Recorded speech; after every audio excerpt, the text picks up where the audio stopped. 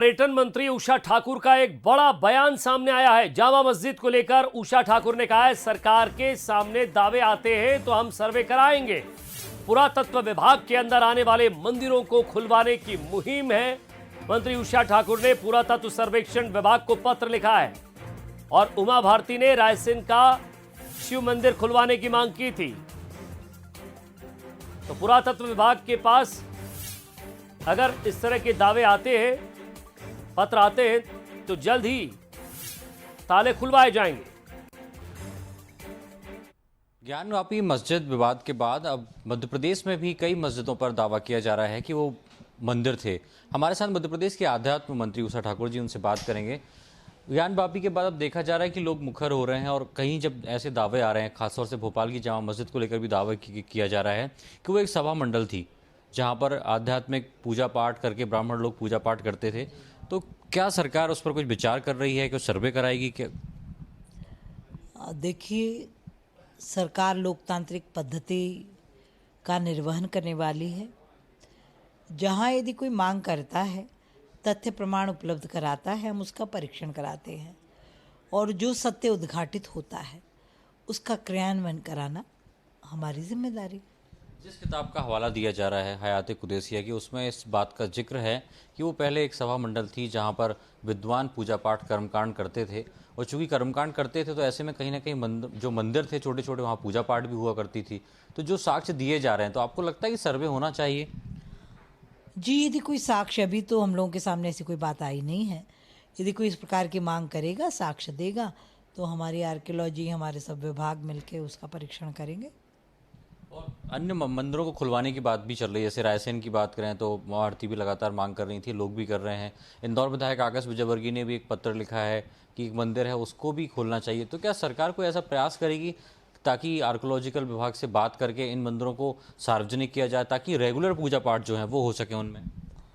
देखिए, एएसआई के अपने रूल्स रेगुलेशंस हैं और हम सब कानून और नियमों से बंधे हुए हैं।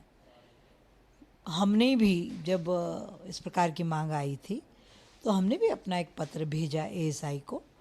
आमतौर पर कहना है कि यदि कोई दावे आपत्ति आते हैं और साक्ष्य प्रस्तुत किए जाते हैं तो सरकार कोशिश करेगी कि उन स्थानों का सर्वे कराया जाए। और खासतौर से मध्य प्रदेश में जिस तरीके से राजधानी भोपाल में जामा मस्जिद को लेकर जो दावा किया जा रहा है, यदि उनके पास साक्ष्य आते हैं, लोग बात करते हैं, तो कहीं ना कहीं सरकार प्रयास करेगी कि सर्वे हो ताकि पता चले कि वास्तविक स्थिति क्या है। दिलीप विश्वकर्मा के साथ सूरज शर्मा, बंसल न्यूज़, भोपाल। चलिए, सूरज हमारे संवाददाता हमारे साथ बने हुए हैं। सूरज, पुरातत्व विभाग के अंदर आने वाले मंदिरों को खुलवाने की एक मुहिम सी चल पड़ी है। आप जरा इसे समझें कि जो दावे आपत्तियां की जा रही हैं, क्या वाकई दावे आपत्तियां आना शुरू हो गई हैं विभाग के पास?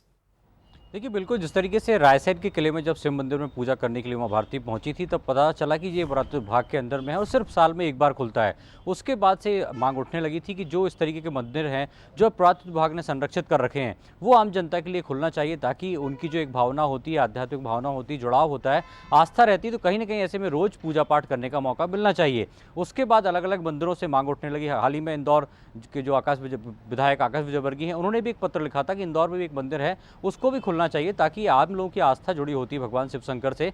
ऐसे में रोज उन्हें नियमित पूजा अर्चना के लिए मौका मिलना चाहिए। शायद यही वजह है कि अब सरकार ने एक कदम आगे बढ़ाया है और एक पत्र जो है भारतीय पुरातत्व विभाग को लिखा है। खासतौर से बात करें तो मध्य प्रदेश में 200 से ज़्यादा ऐसे स्थान हैं जिसमें खासतौर से 80 से 90 मंदिर बताए जा रहे हैं। अलग अलग धर्मों के 200 से ज़्यादा स्थान हैं, लेकिन 80 से 90 ऐसे मंदिर हैं जिनमें भोलेनाथ के मंदिर हैं या अलग अलग मंदिर हैं जिनमें खास तौर से लोगों की आस्था है। और अब जिस तरीके से रायसेन से ये मांग उठी थी, उसके बाद से अब लोग मांग करने लगे हैं और एक रास्ता भी खुलने लगा है कि यदि उनकी मांग है तो सरकार भी एक कदम आगे बढ़ा रही है। शायद यही कारण है कि धर्मस्व विभाग की मंत्री उषा ठाकुर का कहना है कि पत्र लिखा है एएसआई को, भारतीय पुरातत्व विभाग को एक पत्र लिखा है और पत्र का जवाब कब तक आता है इसका इंतजार करना होगा। तो देखना ही होगा कि जो सूची भारतीय पुरातत्व विभाग को धर्मस्व विभाग ने भेजी है उसके आधार पर कितनों को अनुमति मिलती है, क्योंकि कई बड़े मंदिर हैं जो भारतीय पुरातत्व विभाग के अंदर संरक्षित हैं, जिसमें सबसे बड़ा उदाहरण करें भोपाल का जो भोजपुर मंदिर है, वो भी भारतीय पुरातत्व विभाग के अंडर में है। लेकिन कहीं ना कहीं कई ऐसे मंदिर भी हैं जो खासतौर से